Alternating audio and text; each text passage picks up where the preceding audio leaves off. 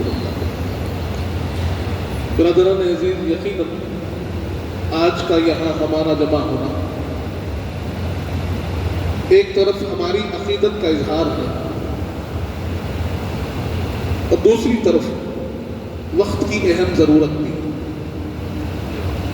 اور یہاں کے جو ذمہ دار ہیں جنہوں نے یہ بیڑا اٹھایا ہے اور اس کام کو سال ہر سال بخوبی سر انجام دے رہے ہیں، ان کے لیے بھی یہ بہت ہی مبارک موقع ہے، کیونکہ اللہ رب العزت کا یہ فرمان ہے۔ اللہ تعالیٰ ارشاد فرما رہا ہے کہ ہم نے لوگوں کے درمیان میں قرآن کو اتارا ہے تاکہ لوگ اس سے ہدایت حاصل کر سکیں۔ قرآن مجید کی آمد، قرآن مجید کا نزول، اللہ اس کے مقصد کو بیان کر رہا ہے اور فرما رہا ہے ھدی للناس، اس ساری انسانیت کے لیے ہدایت کا سامان ہے۔ اس کے بعد اللہ نے حضور پاک کی تشریف آوری کا بھی ذکر فرمایا اور سرور کائنات کی آمد کے ساتھ حضور پاک کے آمد کے مقاصد کا بھی ذکر فرمایا۔ اللہ رب العزت ارشاد فرماتا ہے لقد من اللہ علی المؤمنین اذ بعث فیہم رسولا من انفسہم یتلو علیہم آیاتہ ویزکیہم ویعلمہم الکتاب والحکمہ۔ اللہ فرما رہا ہے تحقیق کہ اللہ نے مومنین پر احسان فرمایا جبکہ ان کے نفسوں میں سے ان کے لیے رسول پاک کو مبعوث فرمایا۔ یتلو علیہم آیاتہ، ہمارے حبیب ان پر اللہ کی نشانیوں کو پڑھ کر سناتے ہیں۔ یتلو علیہم آیاتہ ویزکیہم، اور ان کے قلوب کو ہر ایک گندگی سے پاک کرتے ہیں، انہیں مزکہ اور مصفہ کرتے ہیں، ان کے تزکیہ کا سامان انہیں فراہم کرتے ہیں۔ وَيُعَلِّمُهُ الْكِتَابَ وَالْحِکْمَةَ، اور انہیں اللہ کی کتاب سکھاتے ہیں اور حکمت کا علم دیتے ہیں۔ حضور پاک کی آمد کے مقاصد میں قرآن مجید اور اس کی تعلیم ہے۔ حضور پاک کی آمد کے مقاصد میں مومنین کا تزکیہ اور ان کا تصفیہ ہے۔ حضور پاک کی آمد کے مقاصد میں مومنین کو اللہ کی نشانیاں سنانا ہے۔ حضور پاک کی آمد کے مقاصد میں مومنین کے لیے حکمت کا سامان فراہم کرنا ہے۔ برادران عزیز، تو یہ مقاصد ہے جو قرآن بیان کر رہا ہے، یہ ہمارے لیے راستہ ہے جو قرآن بیان کر رہا ہے اور بتا رہا ہے کہ مومنین تمہیں اس راستے پہ چلنا ہے جو تمہارے حبیب پاک کا راستہ ہے، جو حضور پاک کا راستہ ہے، جو سرور کائنات کا راستہ ہے، جو اشرف المخلوقات کا راستہ ہے، کہ جنہوں نے تمہیں راستہ اور جینا سکھایا ہے، اس راستے پہ چلو گے تو کامیاب ہے۔ لیکن آج افسوس کی بات ہے، آج بڑا درد ہوتا ہے کہ جب ہمارے اپنے بھائی سرور کائنات کے ان راستوں سے دور ہیں، یہ جو مقاصد اور مقاصد سے دور ہیں، اور اللہ رب العزت نے یہ بھی اعلان فرما دیا، اللہ نے فرما دیا کہ حضور پاک تشریف لائے ہیں تو خاتم الانبیاء بن کر تشریف لائے ہیں۔ ما کان محمد ابا احد من رجالکم ولکن رسول اللہ وخاتم النبیین۔ اللہ نے اعلان کر دیا کہ ہمارے حبیب تشریف لائے ہیں تو رسول بن کر تشریف لائے ہیں اور خاتم الانبیاء بن کر تشریف لائے ہیں۔ اب یہاں پر رسالت کا جو سلسلہ ہے وہ ختم ہوتا ہے، نبوت کا جو سلسلہ ہے وہ اختتام پذیر ہوتا ہے۔ اب ہمارے حبیب کے آنے کے بعد کوئی اور نبی آنے والے نہیں ہیں، کوئی اور رسول آنے والے نہیں ہیں۔ جو فرمان آپ لے کر آئے ہیں وہی آخری فرمان ہے اور قیامت تک چلنے والا یہی قرآن ہے، یہی فرمان ہے۔ جو رسالت آپ لے کر آئے ہیں وہی رسالت، وہی پیغام چلنے والا ہے۔ جو ختم نبوت بن کر آپ نبی بن کر آئے ہیں، آپ ہی کی نبوت ہے جو قائم و دائم رہنے والی ہے اور وہی چلنے والی ہے۔ لیکن ہم جانتے ہیں کہ ہر دور میں امت کو ایک ہادی کی ضرورت ہوتی ہے، رہنما کی ضرورت ہوتی ہے، اور ہر دور میں یہ کام انبیاء نے کیا، لوگوں کو صحیح راستہ دکھانے کا کام انبیاء نے کیا۔ اللہ نے کوئی دور ایسا نہ چھوڑا، کوئی حصہ ارض ایسا نہ چھوڑا کہ جہاں پر اللہ کے نبی نہ گئے ہو، اللہ کا پیغام نہ گیا ہو، لیکن حضور پاک کی تشریف آوری کے بعد سلسلے نبوت اختتام پذیر ہوا، لیکن ہدایت تو لوگوں کی ضرورت ہے نا۔ لوگوں کے لیے ایک رہنما کا ہونا ضروری ہے، ایک ہادی کا ہونا ضروری ہے، ایک راہبر کا ہونا ضروری ہے۔ کوئی تو ہو جو انہیں راستہ دکھائے، بھٹکا ہوا ہو تو اسے صحیح راستے پہ لائے، کون کرے گا؟ حضور پاک نے ارشاد فرمایا کہ میری امت کے جو علماء ہیں ورثۃ الانبیاء، کہ وہ انبیاء کے وارث ہیں، کہ یہ وراثت ہدایت کی، رہنمائی کی، رہبری کی، لوگوں کی رشد و ہدایت کی میں میرے امت کے علماء کے سپرد کرتا ہوں، کہ اب وہ اس کے ضامن و ذمہ دار ہیں کہ لوگوں کو وہ صحیح راستہ دکھائیں گے۔ جب لوگ پیاس لے کر آئیں گے ان کی تشنگی بجھائیں گے۔ برادران عزیز، جب قرآن کی طرف ہم دیکھتے ہیں کہ علماء کون، تو قرآن دو طبقے بیان کرتا ہے۔ علم والوں کے دو طبقے ہیں، ایک وہ طبقہ جن کو اللہ نے فرمایا انما یخشی اللہ من عبادہ العلماء، کہ یقیناً جو اللہ سے خوف رکھتے ہیں در حقیقت وہ علماء ہیں جن کے دل میں خشیت الہی ہوتی ہے، جن کے دل میں تقویٰ ہوتا ہے، زہد ہوتا ہے، اخلاص ہوتا ہے، حسن نیت ہوتی ہے، وہ علماء ہیں۔ اور ایک طرف اللہ نے ان کا بھی ذکر کیا جنہوں نے کتابیں تو پڑھی ہیں لیکن خشیت الہی کو حاصل نہ کیا۔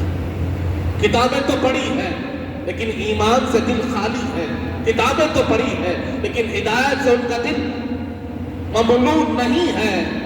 اللہ نے کہا ان کی مثال ایسی ہے کہ وہ کھدے کی مانند ہے جو کتابیں اٹھائے ہوئے ہیں، اس سے زیادہ ان کے پاس اور کوئی حقیقت نہیں کہ اگر پڑھا ہوا ہے لیکن عمل نہیں کر رہا ہے، جانتا ہے لیکن صحیح راہ پر نہیں ہے، پڑھ رہا ہے، سیکھ رہا ہے لیکن تقویٰ پرہیزگاری نہیں ہے، اللہ کا خوف نہیں ہے، بندوں پر رحم نہیں ہے، تو پھر اس نے پڑھا ہے عمل نہیں کیا تو اس کی مثال اس کھدے کی مانند ہے جو بوجھ اٹھایا ہوا کتابوں کا لیکن اس کا اثر اس کے عمل پر، اس کے کردار پر، اس کی زندگی میں نظر نہیں آتا۔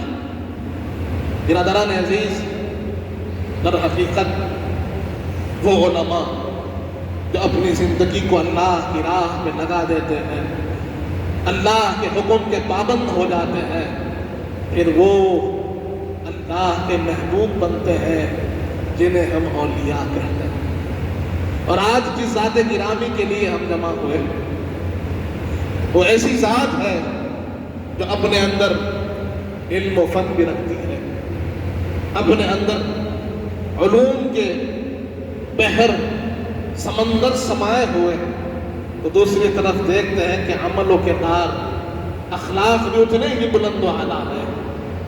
یہ خانوادہ ایسا خانوادہ ہے کہ جنہوں نے نہ صرف قرآن کی خدمت کی، حدیث کی خدمت کی، فقہ کی خدمت کی، عقائد کی خدمت کی، بلکہ اہل تصوف کے لیے بھی یہ مرجع خلائق ہے۔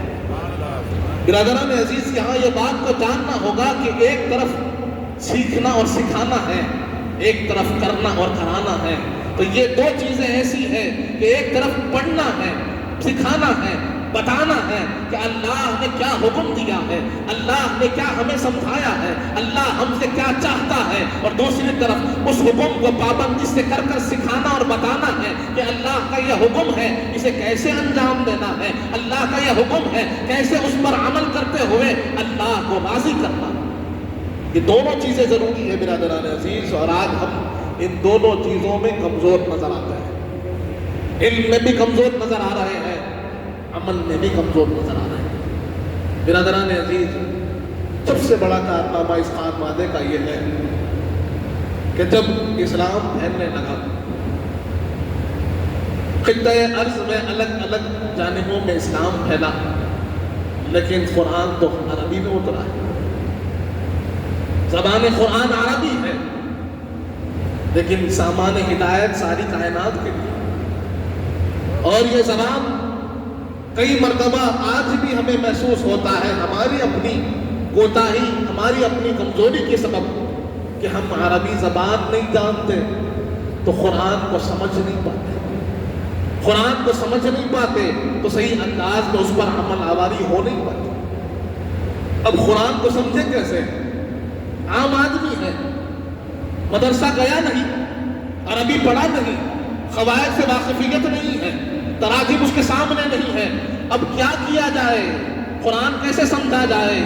تو اس سے پہلے جو کارنامہ اس خانوادے نے کیا کوئی اور کسی نے نہیں کیا تھا۔ محدث دہلوی کا کارنامہ، اس خانوادے کا کارنامہ یہ ہے کہ آپ نے قرآن کا ترجمہ کیا،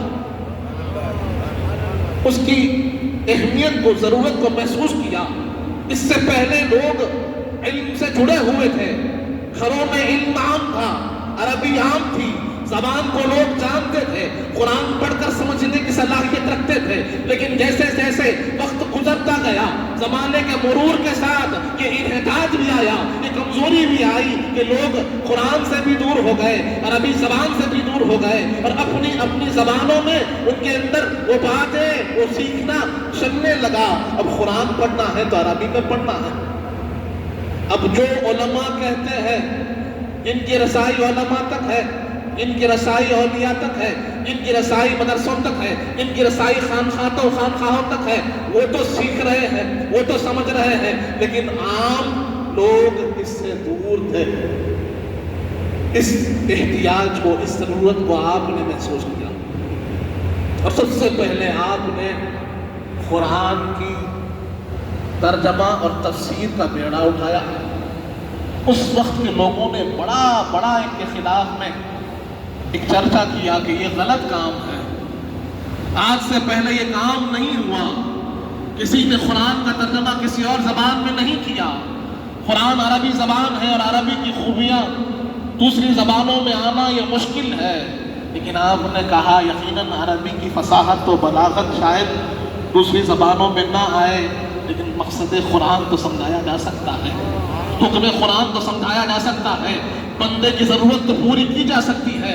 اسی لیے آپ نے لوگوں کی مخالفت کو نہ دیکھا، لوگوں کی خلاف ورزی کو نہ دیکھا، بلکہ مخلوق کے فائدے کو، اور وہ دور اندیشی اللہ نے آپ کے اندر رکھی تھی کہ آپ نے قرآن کا ترجمہ بھی کیا اور ایک مثال قائم کی کہ آج کائنات میں قرآن ہر زبان میں پڑھی جا رہی ہے۔ اردو میں ہم نے قرآن کے سینکڑوں ترجمے دیکھے ہیں، عربی کے اندر ہم نے الگ الگ تراجم کو دیکھا ہے، فارسی کے اندر ہم دیکھ رہے ہیں، فرانسیسی زبان میں ہو رہا ہے، جرمنی زبان میں ہو رہا ہے، جاپانی زبان میں ہو رہا ہے، چینی زبان میں ہو رہا ہے، انگریزی کے تو الگ الگ ہمارے سامنے کئی ورژنز نظر آ رہے ہیں، اور جتنے ترجمے پڑھے جا رہے ہیں، جتنے لوگ پڑھ کر قرآن کو سیکھ رہے ہیں، یہ صدقہ اسی خانوادے کا صدقہ ہے۔ انہی کی کوشش ہے کہ آج ہر گھر میں قرآن پڑھ رہے ہیں، لوگ سمجھ رہے ہیں۔ یہی خاندان ہے جنہوں نے سب کی مخالفتوں کو برداشت کیا اور امت کے فائدے کے لیے ایک ایسی نیو، ایسی بنیاد ڈالی جس پر آج بڑی بہت شاندار عمارت کھڑی ہوئی ہے، قرآن کی تفسیر کی، قرآن کے ترجموں کی۔ برادران عزیز، سمجھو تو بہت بڑا کارنامہ ہے۔ آج وہ لوگ جو قرآن سیکھ رہے ہیں، پڑھ رہے ہیں، ان سے پوچھئے، جب وہ قرآن کے حکم کو جانتے ہیں، اللہ کے حکم کو سمجھتے ہیں، تو ان کے دل سے کیسی آہ نکلتی ہے کہ میرا پروردگار مجھ سے یہ کہتا، میرا رب مجھ سے یہ چاہتا ہے، میرا رب مجھے چاہتا ہے، میں کیا کروں؟ میں جانتا نہیں تھا، لیکن میں نے قرآن پڑھا تو میں سمجھ گیا کہ میرا رب مجھ سے کیا چاہتا ہے۔ یہ ذریعہ بنے ہیں تو اس خانوادے کے افراد بنے، اور یہیں پر انہوں نے کام کو نہیں چھوڑا، انہوں نے قرآن کا ترجمہ بھی کیا، قرآن کی تفسیر بھی کی، اور فن تفسیر میں جو اصول ہوتے ہیں ان اصول کو بھی قائم کر کر لوگوں کے سامنے رکھا کہ قرآن کی تفسیر کیسے ہوتی ہے، تفسیر کے مدارج کیا ہوتے ہیں۔ فوز الکبیر اگر ہم پڑھیں گے تو معلوم ہوگا کہ تفسیر کیسے لکھی جاتی ہے، تفسیر کے اندر کن کن چیزوں کا کون سے اصول کا خیال رکھا جائے، اور ایک مفسر بننے کے لیے کتنے علوم کا آنا ضروری ہے، کن کن چیزوں کا خیال رکھنا ضروری ہے، اور تفسیر بالقرآن کیا ہوتی ہے، تفسیر بالحدیث کیا ہوتی ہے، تفسیر بالروایات کیا ہوتی ہے، اور جو تفسیر بالرائے ہے اس کی وجہ کیا ہے کہ وہ جائز نہیں، یہ سارے اصول آپ نے اپنی کتاب میں لکھے ہیں، آسان انداز میں لوگوں کے سامنے رکھا کہ قرآن پڑھا کیسے جائے، قرآن لکھا کیسے جائے، اور اگر قرآن کی تفسیر ہو تو اس کے کیا اصول ہیں۔ برادران عزیز، یہ قرآن کی خدمت ہے۔ آج ہر ایک کو قرآن کی ضرورت ہے۔ کوئی فرد واحد ایسا نہیں جو قرآن سے دور اور کامیابی حاصل کر لے، قرآن سے دور اور ہدایت حاصل کر لے، قرآن سے دور ہو اور اللہ کا راستہ اسے مل جائے۔ اور کوئی متلاشی ہے، اللہ ہے، اللہ کے راستے میں تلاش مند ہے، تو اسے قرآن پڑھنا ہوگا۔ بغیر قرآن کے اسے اللہ نہیں مل سکتا۔ اسی لیے آج ہم دیکھ رہے ہیں کہ لوگ بے راہ رہی کا شکار کیوں ہیں؟ کیونکہ وہ قرآن سے دور ہیں، صاحب قرآن سے دور ہے۔ اور پھر ان کے جو خدمات ہیں حدیث کے فن میں وہ بہت نمایاں ہے۔ برادران عزیز، آج بر صغیر میں جو حدیث کا فن چل رہا ہے یہ انہی کی کوشش کی وجہ سے ہے۔ یہی خانوادہ ہے محدثین کا، جنہوں نے قرآن بھی محنت سے سکھایا ہے، حدیث بھی محنت سے پہنچائی ہے، اصول حدیث بھی سمجھائے ہیں، طرق حدیث بھی سمجھائے ہیں، روایت حدیث بھی سمجھائی ہے، اور الگ الگ گوشوں کے احادیث کے جتنے فنون تھے سارے کے سارے فنون لوگوں کو آسان کر کر سکھائے ہیں، اور لوگوں کو حدیث سے جوڑا ہے۔ لوگوں کو قرآن سے جوڑنے والا یہی خانوادہ ہے، لوگوں کو حدیث سے جوڑنے والا یہی خانوادہ ہے۔ پھر فقہ کے اندر ان کا ایسا کام رہا کہ جہاں جہاں لوگ حدیث سمجھنے کے لیے ان کو مشکل ہوتی، آپ نے حدیث کو سمجھایا ہے، ان مسائل کو بتایا ہے جو قرآن سے نکلتے ہیں، جو حدیث سے نکلتے ہیں۔ اور اس کے بعد پھر آخر میں، کیونکہ میں زیادہ وقت نہ لیتے ہوئے بات کو اختتام کی طرف لے جاؤں، کہ آخر میں قرآن، حدیث، فقہ، عقائد، اس سب کا جو لب لباب ہے نا، وہ رضائے الہی ہے۔ اللہ کی رضا، اللہ کی خوشنودی وہ کیسے حاصل ہوتی ہے؟ اس راستے کو کہتے ہیں تصوف، کہ جس راستے پہ چل کے بندہ اللہ سے قریب ہوتا ہے، اللہ کا قرب جہاں اسے حاصل ہوتا ہے، جس کا مقصد و منزل ایک ہی ہے کہ میرا پروردگار راضی ہو جائے، میں رب کے قریب سے قریب تر ہو جاؤں۔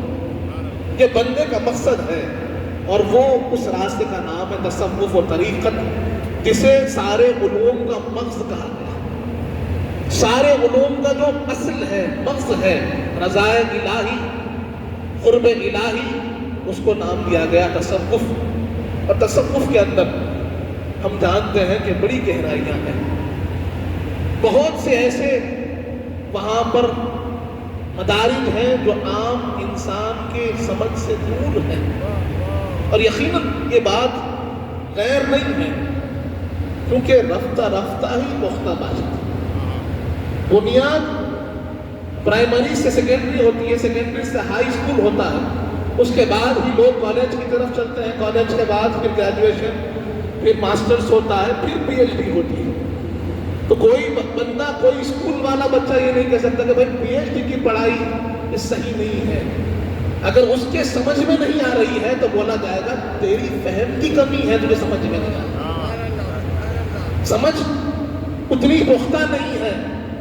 تم پڑھتے چلے جاؤ، انشاءاللہ اللہ اس موقع پہ بھی اس مقام پہ پہنچائے گا کہ تم ماسٹرز کر لو گے اور پی ایچ ڈی میں تمہیں ایڈمیشن مل جائے گا، تو پھر یقیناً تم کہو گے کہ سبحان اللہ، پڑھائی تو یہ ہے، ابھی تک تو میں نے کچھ پڑھا ہی نہیں تھا۔ علم تو یہاں سے شروع ہوتا ہے، گہرائی تو یہاں سے شروع ہوتی ہے۔ وہ معاملہ ہے تصوف کا، کہ جب بندہ اس راستے پہ چلتا ہے، تصوف کی طرف آتا ہے، تو اسے سمجھ میں آتا ہے کہ ہاں قرآن کا مقصد، قرآن جو چاہتا ہے وہ یہ راستہ ہے کہ اللہ کا قرب حاصل ہو، اللہ کے لیے بندہ جیے، اللہ کے حکم پہ بندہ جیے، اللہ کی مرضی پہ بندہ جیے، اپنی خواہش کو، اپنی مرضی کو، اپنی تمنا کو، اپنی ہر آرزو کو جب بندہ رب کے حکم پر قربان کر دیتا ہے تو پھر وہ اللہ والا بنتا ہے۔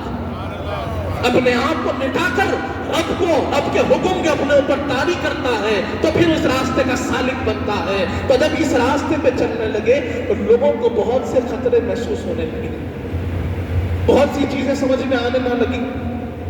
بزرگوں نے جب کچھ باتیں دقیق سمجھائی تو لوگ سمجھ نہ پائے کسی نے سنا وحدت الوجود تو کہا کہ یہ کیا چیز ہے.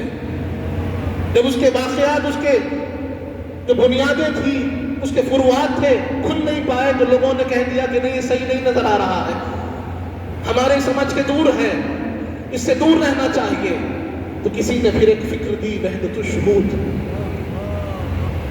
لوگوں نے کہا کہ وحدت الوجود ایک فکر ہو گئی، وحدت الشہود ایک فکر ہو گئی، اب دونوں میں سے کہاں جائیں، کس راستے پہ جائیں؟ کہ یہ بھی بڑے بزرگ ہیں، یہ بھی بڑے اللہ والے ہیں جو سمجھا رہے ہیں، بہت بڑے عالم ہیں سمجھا رہے ہیں، یہ بھی بہت بڑے عالم ہیں، یہ بھی اللہ والے ہیں سمجھا رہے ہیں، اب جائے تو جائے کدھر؟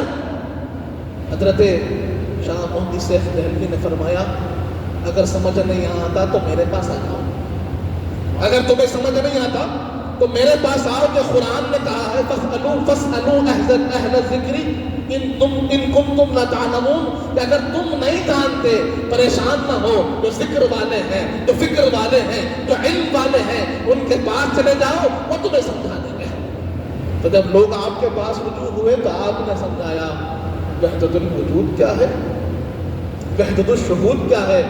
یہ دونوں کے درمیان جو تعلق ہے وہ کون سا تعلق ہے؟ یہ جو نزاع تمہیں نظر آ رہا ہے یہ نزاع لفظی ہے، نزاع معنوی نہیں ہے.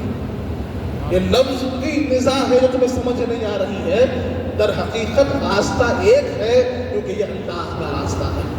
برادران عزیز، تو تصوف کے دقیق مسائل کو بھی آپ نے آسانی سے سمجھایا، آپ نے لوگوں کو راستہ دکھایا ہے. زندگی بھر آپ نے لوگوں کے لیے اللہ کے قرآن کو، احادیث کریمہ کو، فقہ کے مسائل کو، تصوف کے مسائل کو آسان کر پیش کیا.